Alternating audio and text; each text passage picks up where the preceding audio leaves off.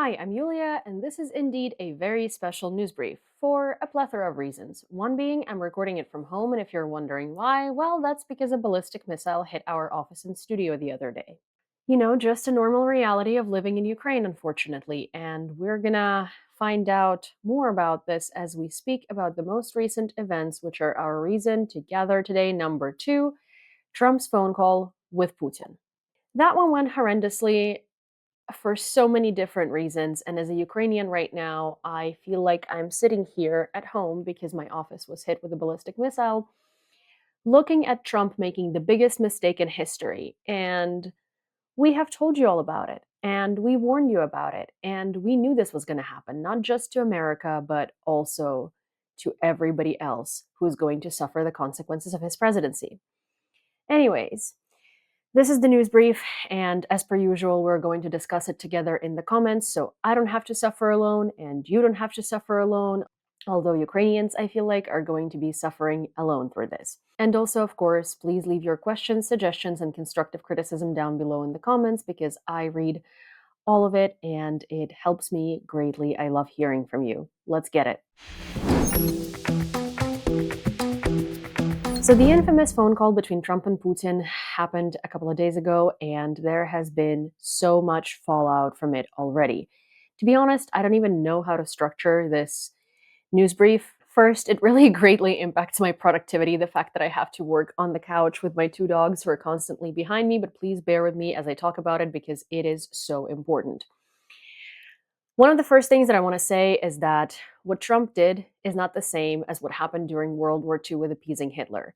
During World War II, the first mistake in 1938 was that they were trying to just appease Hitler. Trump is not just trying to appease Putin. Trump is trying to give Putin everything that he wants and to stop isolating Russia and bring it back to the world stage as an equal trade partner, equal economic partner, and not a pariah, which it has been because it has been committing a genocide.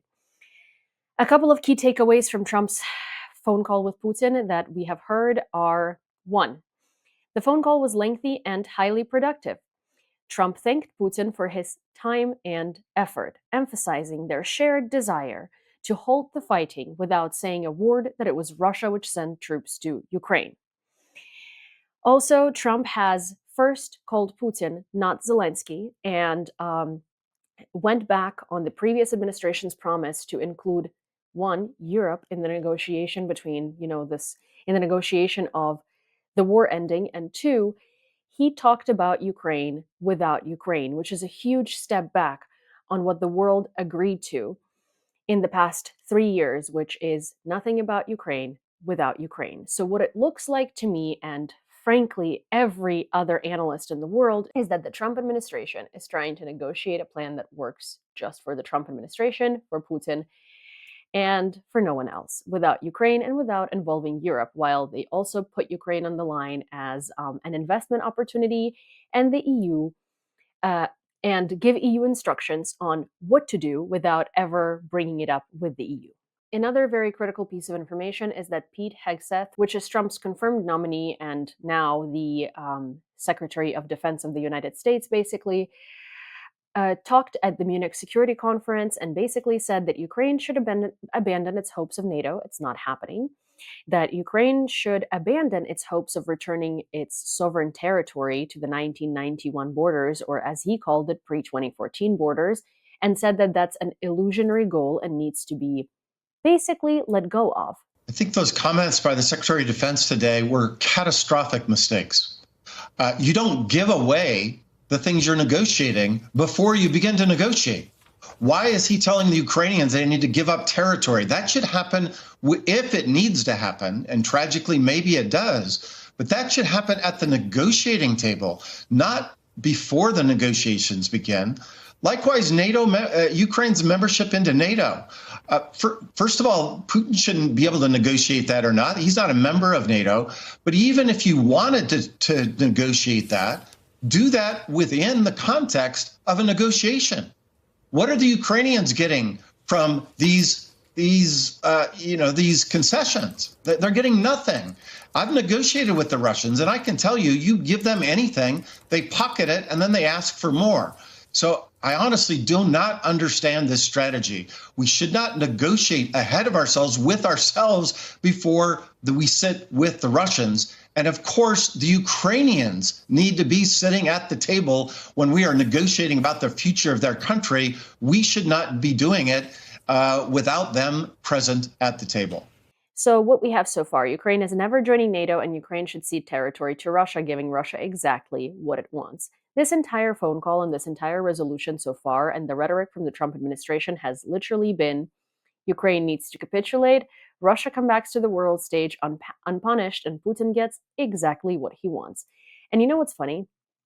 It's not funny, actually, but you know what's interesting is that I've said this from the very beginning. The Trump administration is going to play by Putin's rules. And Putin, the reason why he never let go of what he was doing and the reason why he never ended the war, even though he's objectively losing profusely in his 3-day military operation turned into a 3-year military operation where he lost, 600,000 troops and counting, is because he was waiting for the world to change around him, for the world to change to Trump. And that was his biggest bet. And he's getting it now. And that is incredibly, incredibly, incredibly distressing. But not all is lost, and we'll talk about what I think the best solutions are in a minute. But first, we're going to be analyzing this further and talking about the world's reaction and what measures other leaders are taking to mend this. Hegseth also said that American troops are going to be taking no role in any peace plan, and Europe should be tasked with enforcing this peace plan. The peace plan that is being negotiated without Europe, without Ukraine, that concerns European security and Ukraine, where the United States basically just decides what to do and Europe has to follow through with it. Yeah, that sounds really good. For Russia, the fact that for now, it looks like it's going to be Russia and the United States outlining the scheme for cessation of hostilities and potential resolution of the conflict or turning it into frozen conflict will be happening between Moscow and Washington and Kyiv, and European capitals will be a sideshow here. Not that I ever like to quote Russians, but in this particular case, I think it's necessary. It's certainly an innovative approach to negotiation to make very major concessions even before they have started, former Swedish Prime Minister Carl Bildt, who co-chairs the European Council on Foreign Relations, said on social platform X. In Moscow, Russian Foreign Minister Sergei Lavrov mocked what he described as the EU and NATO stupor after the Trump-Putin call, saying that many in the West, starting with the EU leaders, were stunned when a normal basic conversation between two well-mannered, polite people took place. I'm very sorry, but the Western reaction shows that there are practically no such people left there, Lavrov said. The fact that Russia is happy about this and celebrating it should be giving you the chills and should be explaining to you how bad this peace proposal or this peace negotiation really is, because Russia is thrilled. In fact, after that Trump-Putin call, they were probably drinking vodka out of the bottle in the Kremlin and eating caviar. They're so happy. Some of the more alarming things include the fact that Trump went to Truth Social, obviously, to talk about this phone call after it was over. And what he said about it is, I just had a lengthy and highly productive phone call with President Vladimir Putin of Russia. We discussed Ukraine, the Middle East, energy, artificial intelligence, the power of the dollar, and various other subjects. We both reflected on the great history of our nations and the fact that we fought so successfully together in World War II, remembering that Russia lost tens of millions of people, and we likewise lost so many. those words were obviously music to Putin's ears, and it doesn't even stop there. Trump borrowed a lot of Putin's talking points about the role of Russia in World War II and all of the multiple casualties. Trump said his campaign motto of common sense was cited by Putin in the conversation, adding that we both believe very strongly in it. And they decided to work, and they agreed to work together on bringing peace to Ukraine, and Putin wants to bring peace to Ukraine as well. He so wants to bring peace to Ukraine that he sent a ballistic missile into my office the other day. He so wants to bring peace to Ukraine that today a drone actually destroyed a part of sarcophagus that keeps the Chernobyl nuclear power plant secured in its radiation so it doesn't leak.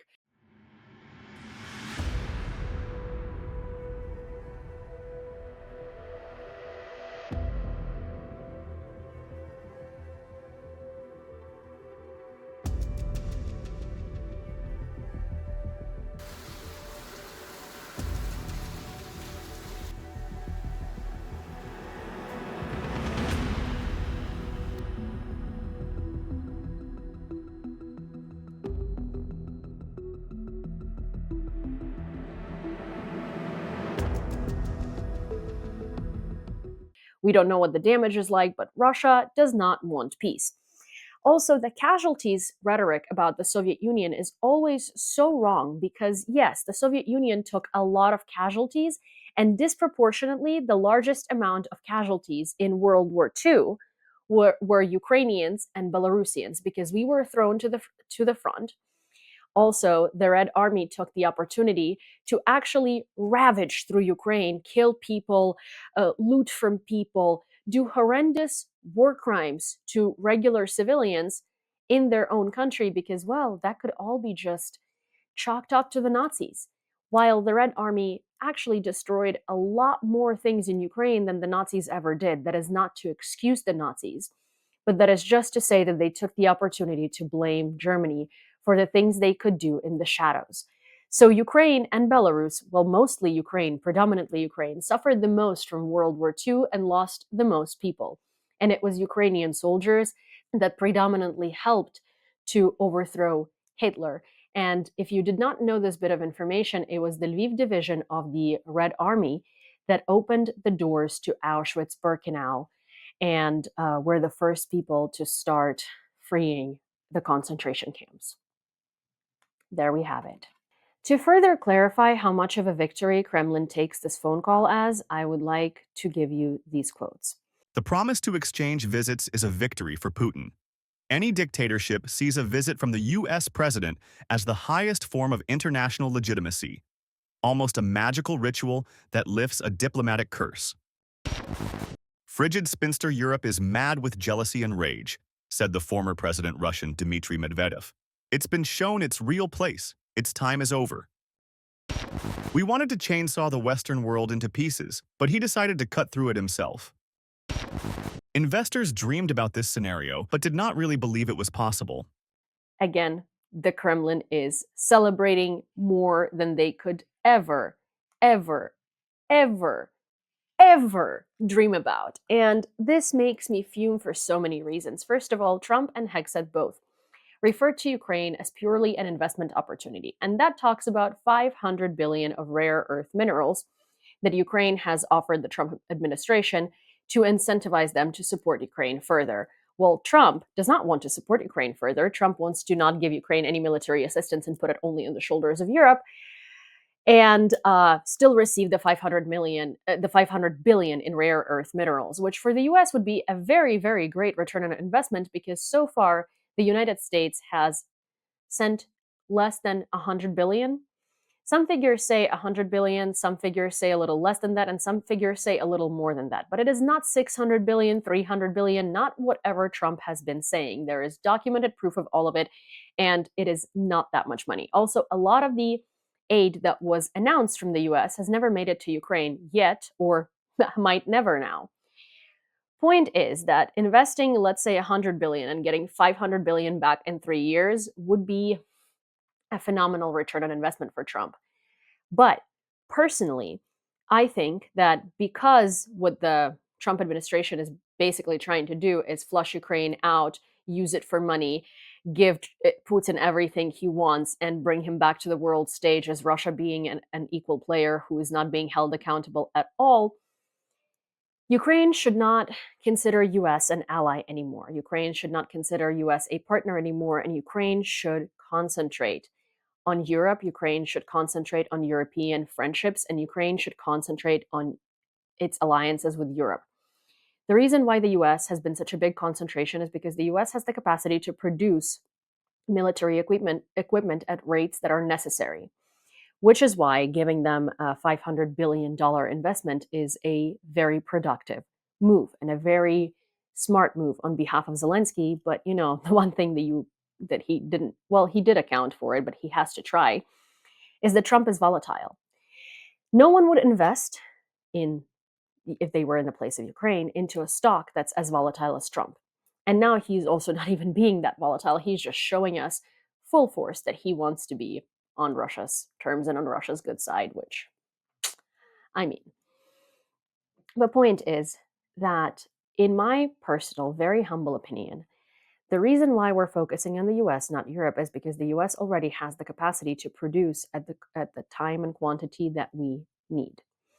Europe could if Europe entered wartime economy. But it's not in wartime economy. But offering Europe that $500 billion investment could be a great incentive to put Europe into wartime economy and to bring production levels for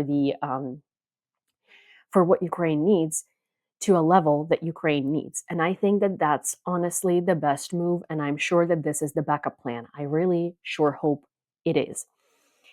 That being said, Europe is reacting to this phone call and to the rhetoric of basically full capitulation of Ukraine from Trump's administration as best as Europe could react. And there are statements from European leaders that clearly show you how much they disagree with what Trump is doing and how much Europe is not going to abandon Ukraine and how they're fully understanding that they need to step up their role. The first on the docket here is I want to talk about Scholz and how he urged the Bundestag to declare war in Ukraine a state of emergency. German Chancellor Olaf Scholz urged the parliament to pass a resolution under Article 115, paragraph 2 of the Constitution, classifying the war in Ukraine and its severe consequences for Germany and Europe's security as a state of emergency during a press conference on February 13th. As a result, our support for Ukraine, which is more crucial than ever, will no longer come at the expense of other tasks that our state must carry out for its citizens, Scholz stated. Scholz emphasized that this concerns the peace and security of Germany. He believes that, in light of recent statements from the US administration officials, an immediate response is now imperative. Previously, on February 12th, US Secretary of Defense Pete Hegseth told NATO allies that returning to Ukraine's pre-2014 borders is an unrealistic objective, as US President Donald Trump focuses on efforts to end the war. On February 13th, NATO Secretary General Mark Rutte warned that Russia produces more ammunition in 3 months than NATO does in an entire year. So it's safe to say that Germany is taking this very seriously. Well, Scholz, maybe you will give us Taurus now. Not great timing, but what I'm trying to say is that everyone is shaking in their boots right now and everyone understands what it actually means for Trump to say these things. But, this is the problem with America, is America considers itself the center of the world. And I know this very well because, and I keep repeating this, but I've been living in America for 14 years. I'm very Americanized. A lot of people think I am American. I've had people on my social media quite often tell me like that I'm a CIA agent, that I'm a plant, that I'm not really Ukrainian because I am very Americanized and I fully understand that. I moved there when I was quite young. I was 16. So what I'm trying to say is that I understand the American mindset and the American kind of like perspective very well. And America sees the world through the lens of America. American analysts see the world through the lens of America. Politicians, everyone, because they think that America is the key to everything. And that is so in the climate in which America is aligned with Europe and interests of America align with Europe. And yes, America is king of NATO because it produces the most military equipment and so on. But in the world in which Europe can't trust America, Ukraine can't trust America, there is the largest conflict in Europe since World War II, and we can't trust America, these powers combined are going to go against America. And actually that, and Trump doing this, might be the biggest step forward to World War III. Fully broken out everywhere because, and I'm going to repeat myself, he's not just appeasing a dictator. He's inviting the dictator who is looking to control the world and expand his influence in the world back to world stage and back to normal without any punishments and without any consequences. And he's also willing to give the dictator everything he wants, similarly to how it was done with Hitler, but unfortunately in a much, much worse magnitude. Because when that was done with Hitler, America was still on the right path. And now it seems like America is regressing back into pre-human rights and civil rights, and they don't care about human rights and civil rights anymore.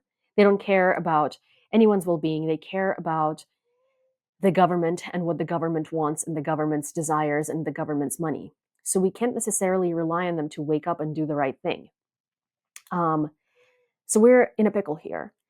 But that means that European countries are not just going to blindly follow the US because they don't agree with the US. Their national security interests don't align with the US. No one's national security interests in the free world at this point align with the US. So we're going to be seeing a lot of tensions. The UK's response is also one that gives me a lot of hope, because the UK is the second leader basically in taking initiative on helping Ukraine and helping Ukraine win this war and helping the world avoid a World War III breaking out everywhere. And so Keir Starmer was recently briefed by the parliament on what he's doing to make sure that the UK is supporting Ukraine as much as Ukraine should, and that the UK is not abandoning Ukraine. So the UK parliament is taking it very seriously. Then Starmer insisted that Ukraine should join NATO after Trump scotched the idea. British Prime Minister Keir Starmer stood by Ukraine joining NATO just a day after Donald Trump's defense secretary rejected the idea. Starmer made the comment as he was questioned on the US president's announcement that he'll begin to negotiate an end to the war in Ukraine with Russian President Vladimir Putin. Pressed on whether he backed US Defense Secretary Pete Hegseth's assertion that Ukrainian membership of the military alliance is not a realistic outcome of a negotiated settlement, Starmer told ITV News, "My position is the NATO position." He added, "This was discussed at the summit that we had last year in Washington, where it was agreed amongst all NATO members that there should be an irreversible path for Ukraine to NATO membership."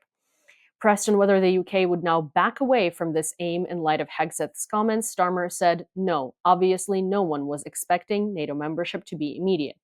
It was a pathway over time, but what matters most, I think, is that we stand by Ukraine." Elsewhere in the interview, the British Prime Minister pointedly did not echo Trump's praise for Putin, who the US president has described as a genius and savvy. Starmer said, "Putin is the aggressor here." We're seeing a very huge divide and a very huge shift between the US and Europe. And that's a problem because this is a NATO alliance. They're supposed to be allies, but with every day passing and with every volatile thing that Trump does, these two entities, as the continental or the greater Europe or European countries, are separating from the US and are separating their national interests from the US, because obviously these things don't align. And that creates a huge rift in the biggest defense organization in the world. While the biggest partner of that organization is clearly shifting its gear towards allied interests with Russia.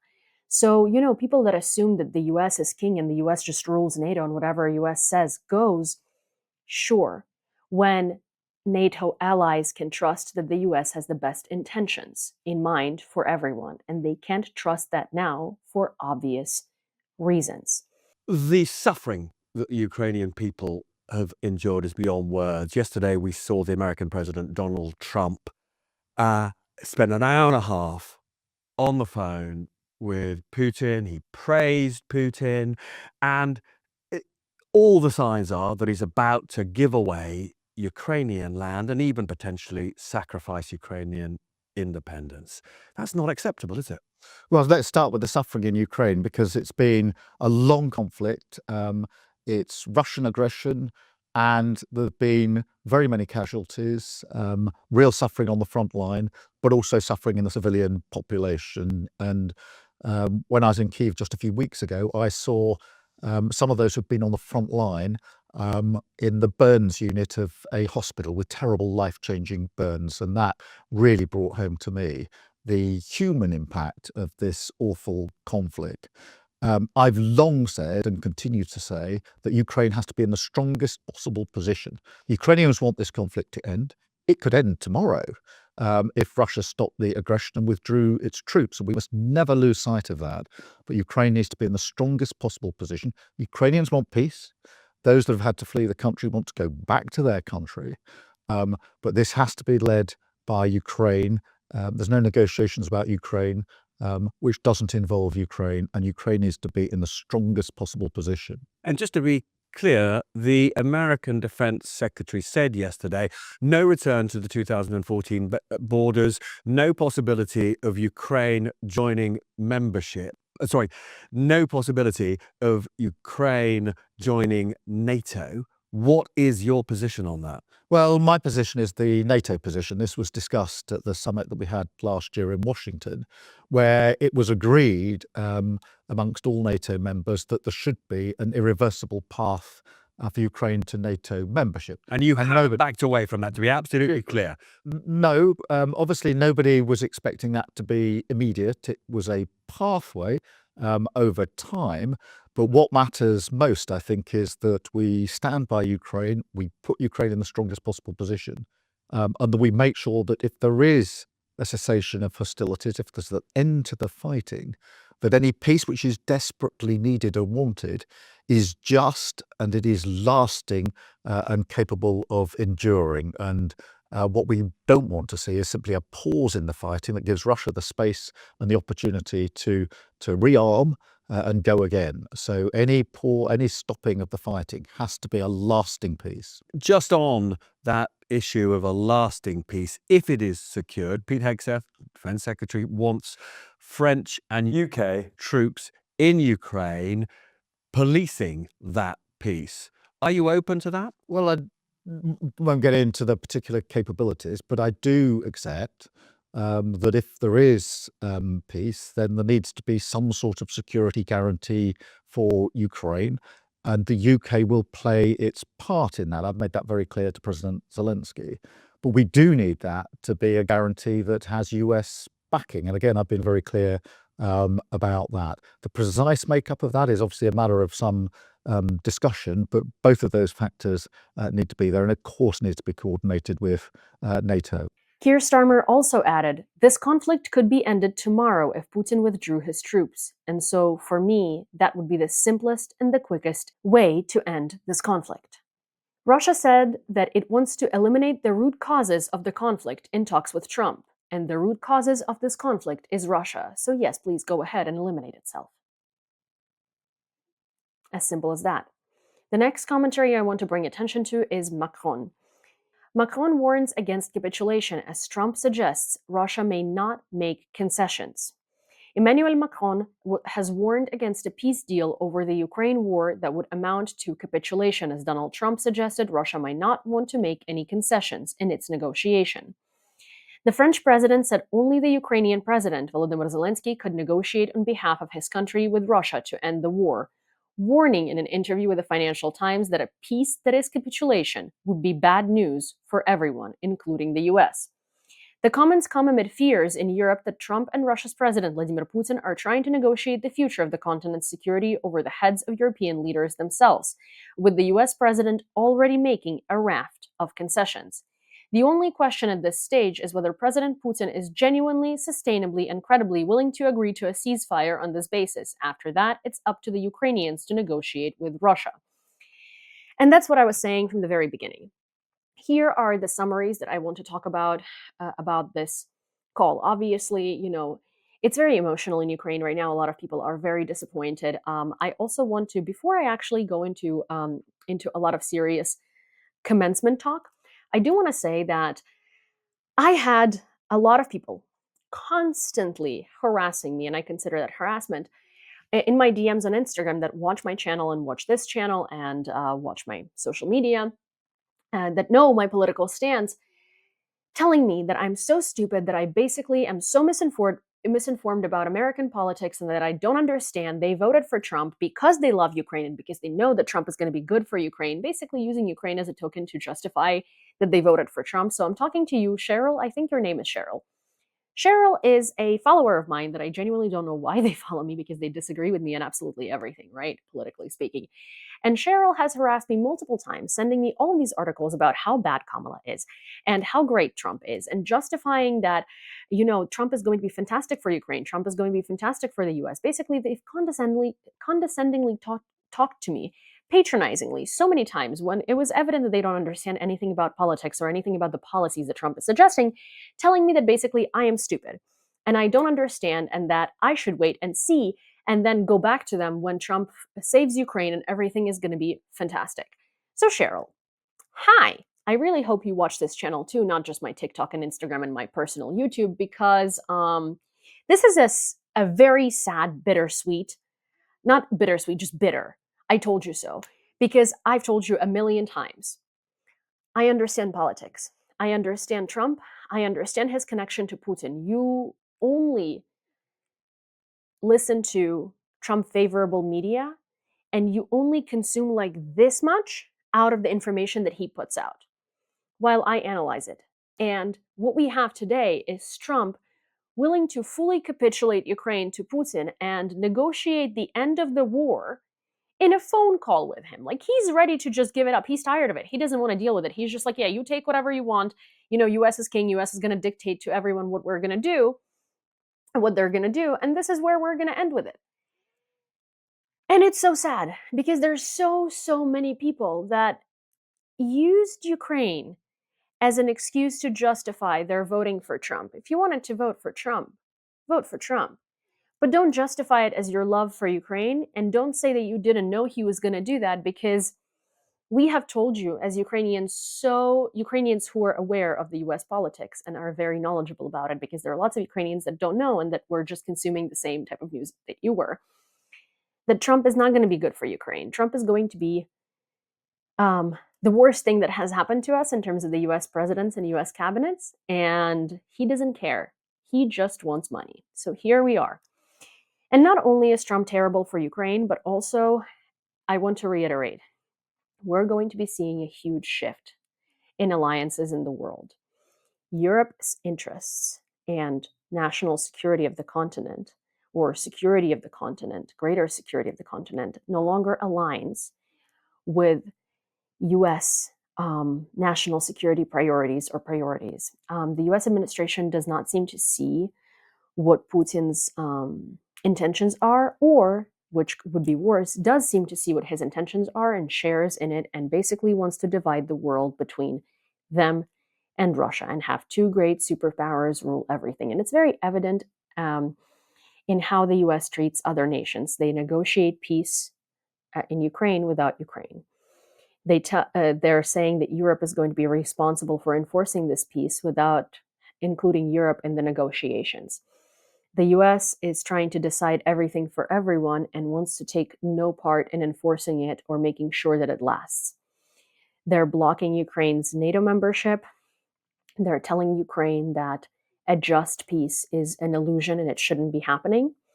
And they're basically aligning with Russia's interests, because giving Russia what it wants is aligning with Russia's interests.